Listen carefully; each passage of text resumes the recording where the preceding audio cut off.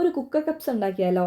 അതിനാവശ്യമായിട്ടുള്ള സാധനങ്ങൾ: ഉള്ളി, തക്കാളി, ചെറിയുള്ളി, പച്ചമുളക്, ഇഞ്ചി, കറിവേപ്പില, ക്യാപ്സിക്കം, വെളുത്തുള്ളി, കുരുമുളക്, ജീരകം, വലിയ ജീരകം, ഉലുവ, പട്ടയുടെയും ഗ്രാമ്പൂവിൻ്റെയും പൊടി.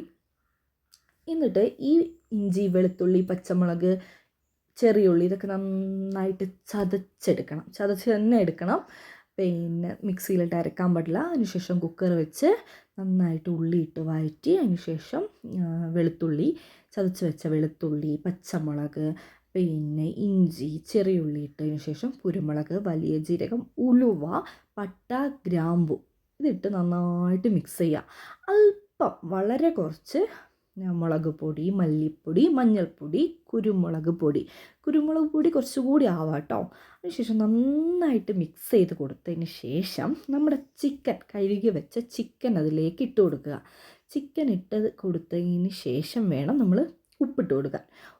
വേണമെങ്കിൽ കേട്ടോ നമ്മൾ ആദ്യം ഉപ്പിടും, കുറച്ചുകൂടി ഉപ്പിടാം. അതിനുശേഷം തക്കാളി, ഒരു 2 ലെമണിൻ്റെ ജ്യൂസ്, പിന്നെ ക്യാപ്സിക്കം, മല്ലിയില, പുതിനയില.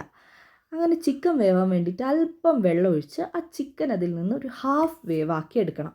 അതിനുശേഷം ചിക്കൻ എന്ത് ചെയ്യണം? കുക്കറിൽ നിന്ന് മാറ്റി വെച്ചതിന് ശേഷം അരി കഴുകണം. അരി കഴുകി 1 കപ്പ് അരിയാണ് എടുത്തത്. 1 കപ്പ് അരിക്ക് 1.5 കപ്പ് വെള്ളം എന്നാണ് കണക്ക്.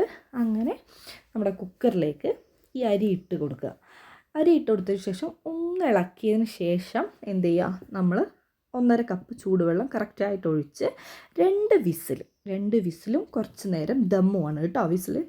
അതിനുശേഷം എന്ത് ചെയ്യുക? നമ്മുടെ ഈ മാറ്റി വെച്ച വേവിച്ച ചിക്കനില്ലേ, അതിലേക്ക് നല്ല മസാലപ്പൊടികൾ അങ്ങ് ചേർത്ത് കൊടുക്കുക. നമുക്ക് ഇഷ്ടമുള്ള മസാലപ്പൊടികളൊക്കെ ചേർക്കാം കേട്ടോ. അങ്ങനെ അത് നന്നായിട്ട് പൊരിച്ചെടുത്തതിന് ശേഷത്തെയും നമ്മുടെ കുക്കറിൽ ചോറ് വെന്തിട്ടുണ്ടാവും. അങ്ങനെ ദമ്മ് മാറ്റി നമ്മൾ എന്ത് ചെയ്യുക? ഈ ചോറൊരു ഭാഗത്തേക്ക് മാറ്റി വെച്ച് നല്ല പൊരിച്ച് വെച്ച ചിക്കൻ അങ്ങ് ഇട്ട് കൊടുത്ത് പിന്നെയും 15 മിനിറ്റ് ദമ്മിലിട്ട് നല്ല അടിപൊളിയായിട്ടുള്ള കുക്കർ കപ്സ് റെഡി. അപ്പോൾ അത്രയേ ഉള്ളൂ. Okay, by.